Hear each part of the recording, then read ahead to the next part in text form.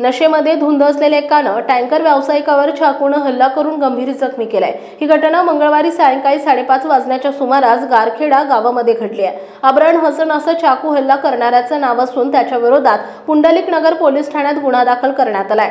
शहबाज शेख यांनी फिर्याद दिली आहे। त्यानुसार फिर्यादी हे आपल्या कुटुंबासह वास्तव्यास असून ते सपना बोरवेलर या नावानं दुकान चालवतात।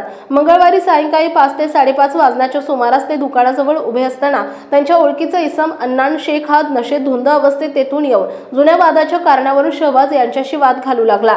माझ्यावर गुन्हे दाखल आहेत तरीही पोलीस माझं काही वाकडं करू शकत नाही, तू कितीही ओरड कोठेही जा असं म्हणत आरोपीने शहबाज यांना शिवीगाळ केली आणि कॉलर पकडून चापट मारली। त्यानंतर लाथ मारून डाव्या हातावर धारदार चाकूने हल्ला करून जखमी केला।